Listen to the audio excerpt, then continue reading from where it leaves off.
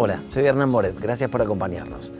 Y con Jorge Chivo hacemos Tiempo Presente, que es un ciclo de entrevistas que aborda los últimos 50 años de historia argentina a la luz de libros escritos por periodistas. Y hoy tenemos Estoy Verde, obsesión de los argentinos por el dólar, escrito por Alejandro Berkovich y Alejandro Rebose. Muchas gracias por acompañarnos, chicos.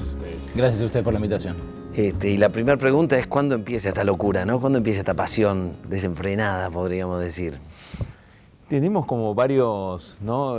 Varios antecedentes, pero evidentemente en los años 70 es cuando se generaliza esa necesidad, esa pasión, esa obsesión de ir al dólar. Ahí en los años 70 es cuando empieza a haber más ahorro de clase media en dólares, empieza a haber los primeros avisos inmobiliarios en dólares, o sea, empezaron a transarse las propiedades en dólares, fue en la última dictadura militar donde ocurrió, cuando ocurrió, pero claro, en realidad ya la relación con el dólar viene de antes.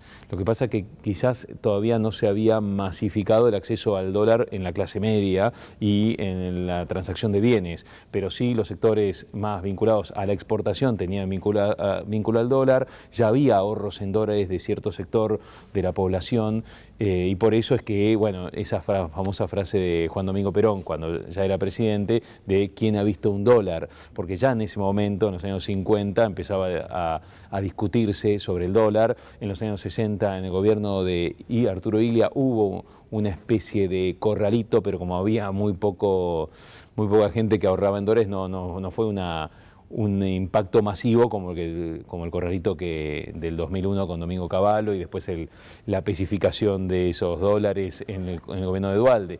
O sea, no, pero bueno, ya venía de esos tiempos, yo creo que de los años 30, donde empiezan los controles de capitales, que el tema del dólar empieza a ser una cuestión para la economía. ¿Siempre argentina. el objetivo es atesorar o el objetivo es, digamos, ganarle a la inflación? ¿Cuál es el objetivo del...?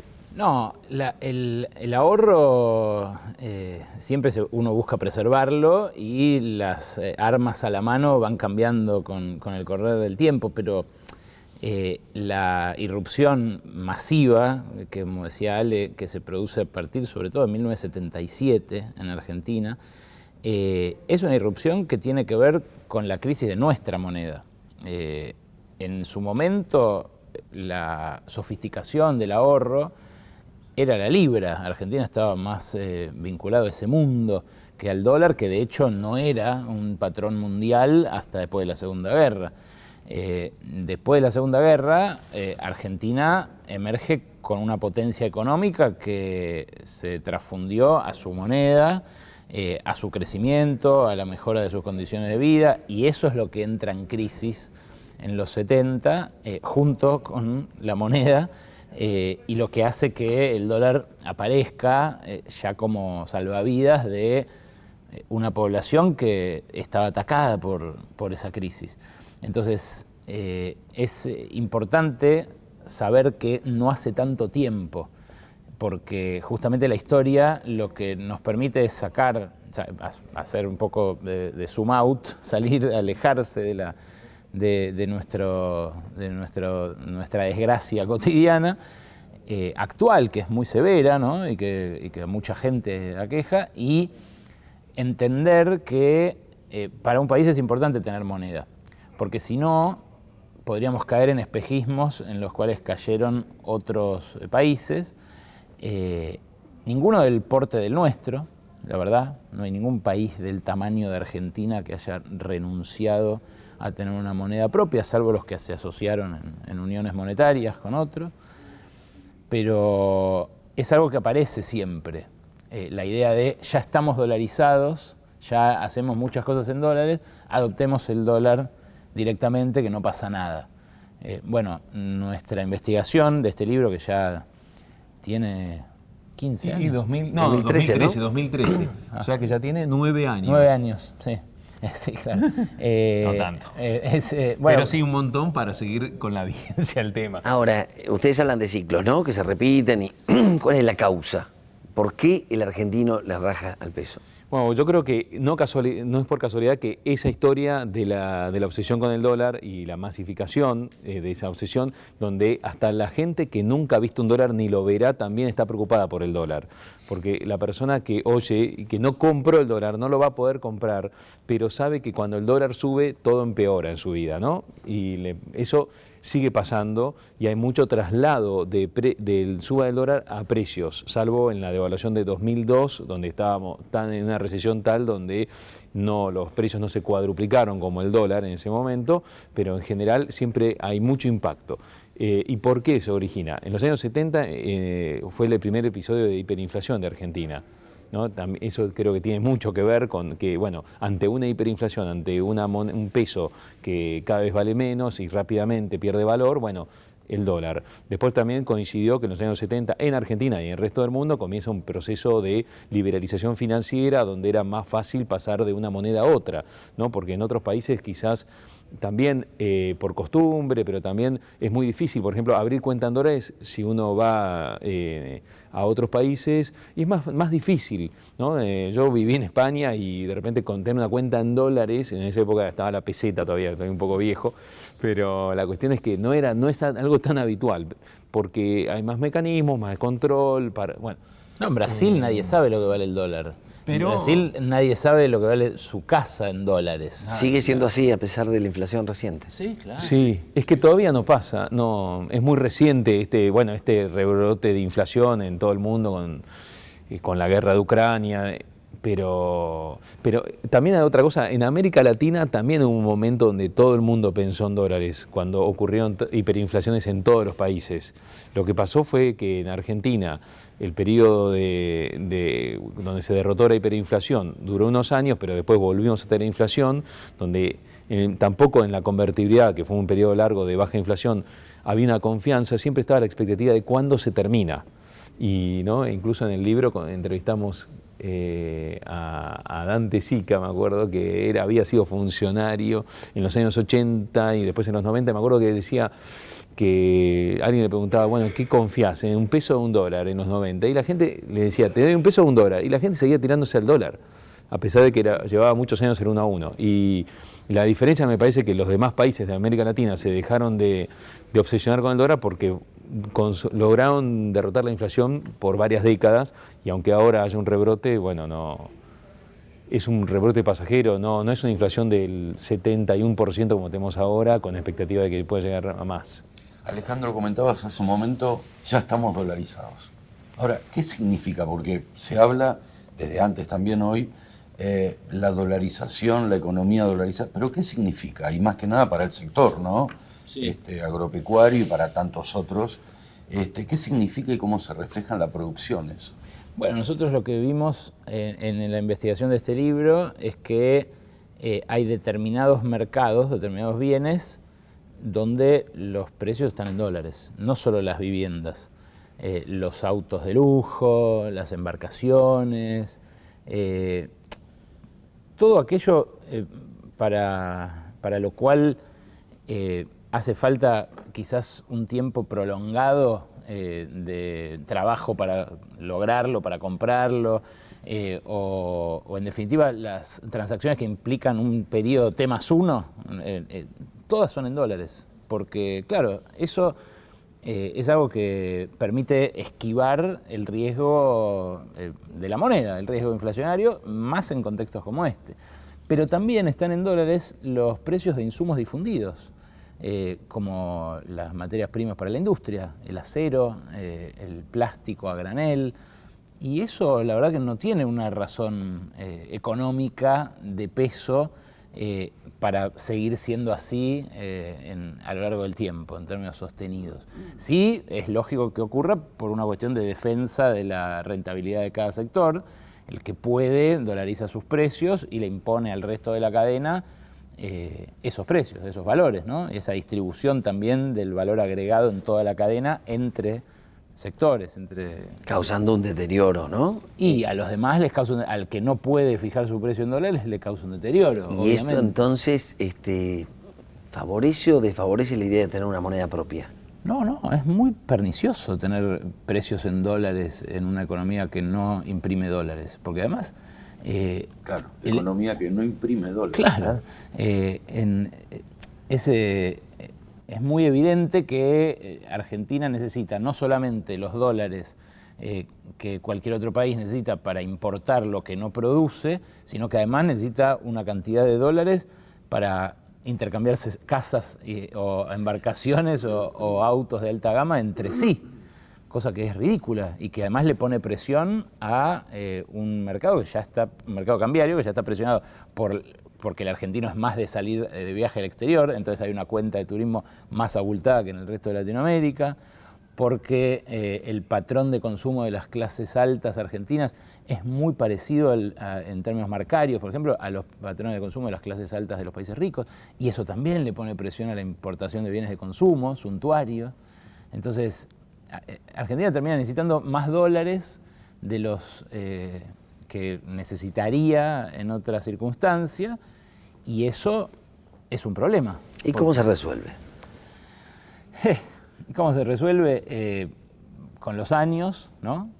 Lo que decía Ale, la recuperación de la idea de una moneda propia no es algo que ocurra de la noche a la mañana, y con un acuerdo nacional en torno a la idea de salir de eso, ¿no? Porque si la grieta hace que el que está afuera del gobierno atente contra la moneda o sugiera que no sirve, y eso para mí complica la salida, no sé para vos. Sí, yo creo que por un lado necesitas resolver el tema de la inflación, ¿no? Si la moneda, si el peso cada vez vale menos, bueno, es muy difícil convencer a la gente que se quede en pesos.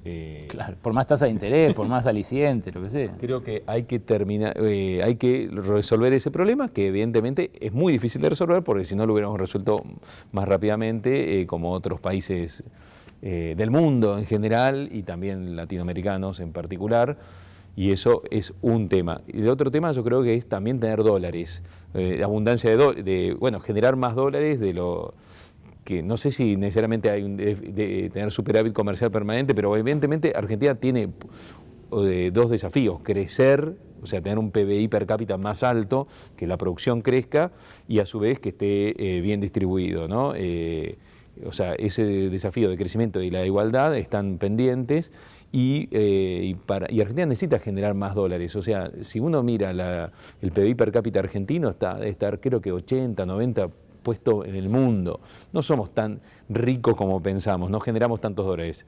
O sea, por un lado. Y por otro lado, como dice Ale, además de los problemas comerciales que tenemos de hecho ahora tenemos déficit comercial en los últimos meses, por un problema de la energía, que obviamente es extraordinario, cómo se encareció, también extraordinariamente han subido mucho las exportaciones, ¿no? Pero bueno, no han compensado ese aumento de las importaciones de energía.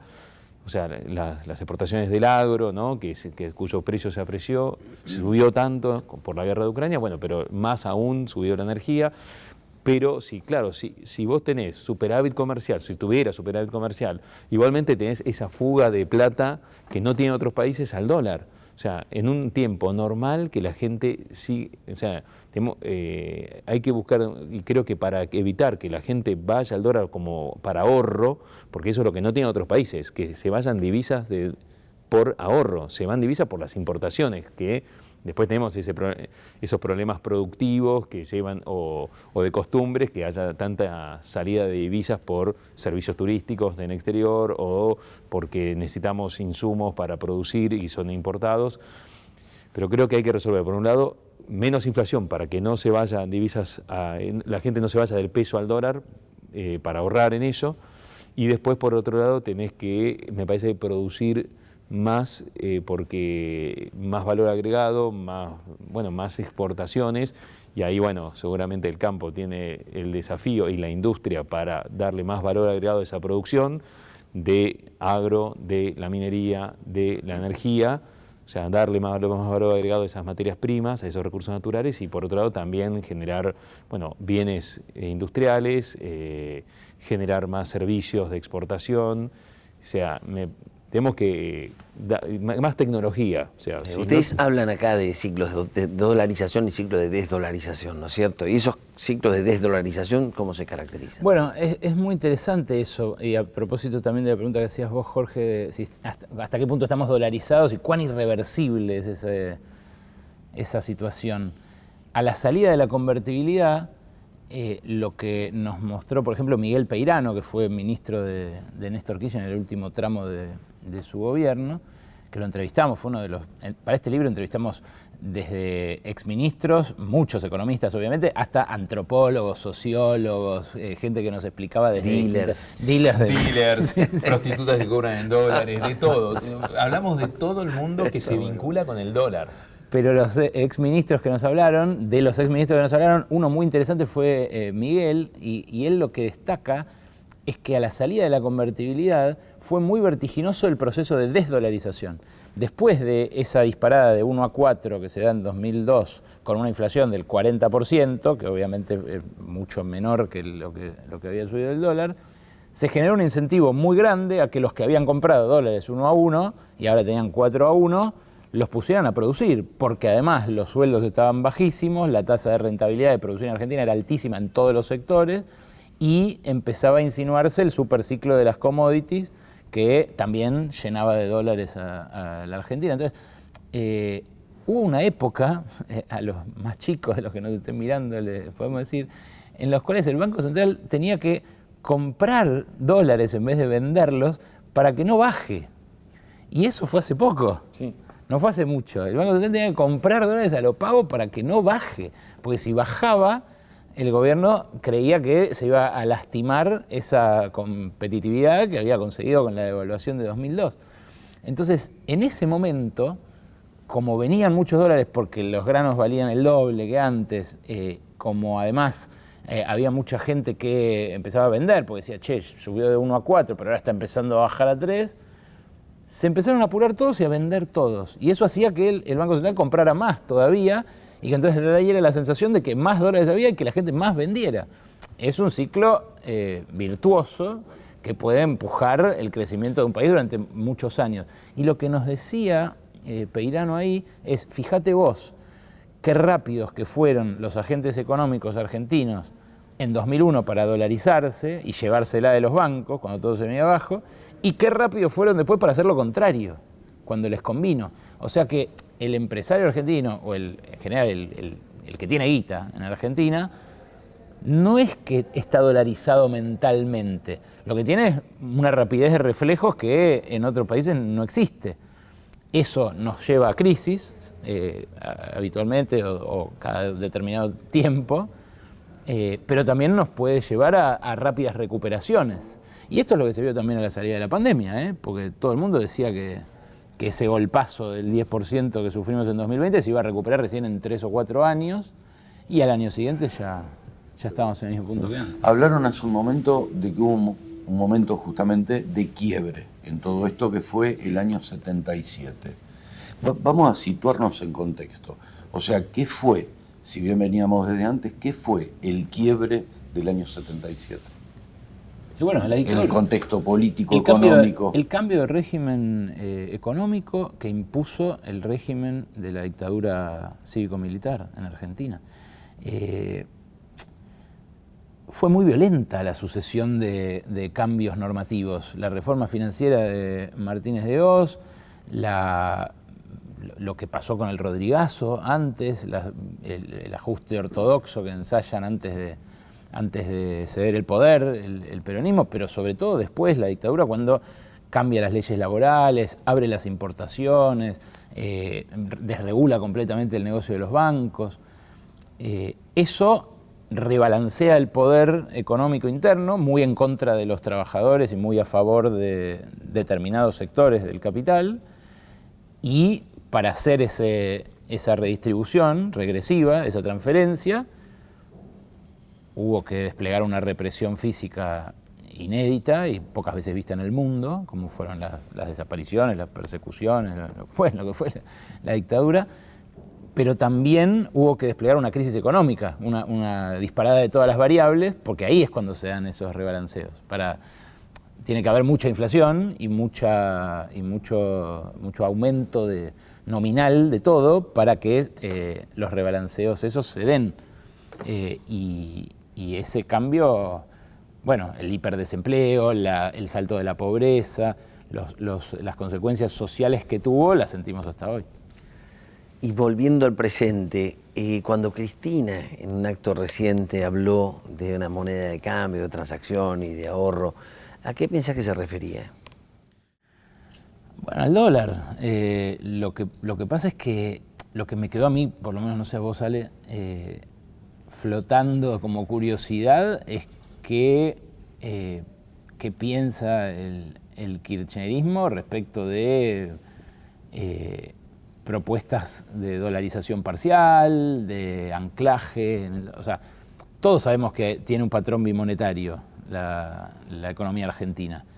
Esto que estamos diciendo nosotros ahora y que fuimos a ver por qué el precio de la cocaína se rige por el dólar blue o por qué una prostituta en un hotel de lujo cobra en dólares. Eso que nosotros fuimos a averiguar, en realidad todo el mundo lo intuye, ¿no? Es parte del saber popular que el dólar está ahí, está flotando. La pregunta es qué hacer desde el poder político frente a eso, y a mí no me quedó claro, en ese discurso al que aludís vos, Hernán, por lo menos. Sí, a mí cuando se habla de, como, bueno, estas economías bimonetarias, me da alguna sensación de que hay como cierta resignación de decir, bueno, estas son las reglas y hagamos algo para convivir con esto. Pero bueno, no sé si esa es la solución, ¿sí? La de decir, bueno, o abordar la pelea esa contra la inflación para poder desalentar, porque digo, si ocurrió, como decía Ale, en el final del gobierno de Duhalde y comienzo del gobierno de Kirchner, y quizá durante todo el gobierno de Kirchner, de Néstor Kirchner, esa situación de desdolarización, ¿por qué no se puede ocurrir de vuelta? Me parece que... Sobre todo cuando los argentinos de alto poder adquisitivo y ricos tienen más de un PBI en dólares ahorrados en cuentas en el exterior o en sus casas, en sus cajas de seguridad, en donde sea, ¿no? Uno podría pensar que si no puedes contra ellos, únete a ellos, ¿no? Digo, respecto de la tendencia... Esa es la resignación. La ¿verdad? tendencia, y pienso que Cristina quizás refería a, bueno, si no tengo... Porque al final la manera de resolver los problemas argentinos siempre es la misma, ¿no? Es que, bueno, ella lo quiso hacer en su gobierno, que, bueno, nuestro libro sale en 2013, cuando ya estaba, cuando en el segundo gobierno de Cristina Kirchner, y no lo logró. Y la verdad es que hicieron campaña diciendo la desdolarización, hay que desdolarizar, decís. Sí, de desdolarizar, Okay. un intento, pero bueno, fracasó, evidentemente, no se logró. Entonces... Después de la salida del libro, aparecieron instrumentos de ahorro con los cuales buscaban tentar a la gente, el bono YPF, por ejemplo, que no sé si salió ahora... me confunde si salió antes, si lo llegamos a incluir o no. Me acuerdo que estábamos ahí y que después salió. Y si hubiera eso, en aquel momento tuvo limitado alcance porque no se animaron a darle más rentabilidad para no competir con los bancos. Porque los lobbies en Argentina, hay ciertos lobbies que son perennes. Si hubiera un instrumento en pesos que diera una rentabilidad por encima de la inflación muy atractiva y estuviera respaldado, no sé, en vaca muerta, por ejemplo, y fuera creíble y no se atentara contra él desde la oposición o de los sectores financieros, quizás la gente se volcaría de vuelta a eso. Por supuesto, tendría que bajar la inflación, por supuesto tendríamos que establecer una unidad de cuenta que nos sirva a todos, pero no es descabellado pensar en desdolarizarnos de vuelta. Bueno, lamentablemente el tiempo es limitado y la gente que quiera saber cómo sigue este cuento, como en las series, tiene que esperar al próximo capítulo. Y mientras nos vamos, y le agradecemos a ustedes por haber acompañado y a la gente por habernos visto, yo les voy a pedir que me dediquen el libro. Por supuesto. Además, el próximo capítulo puede ser leyendo el libro. Exacto.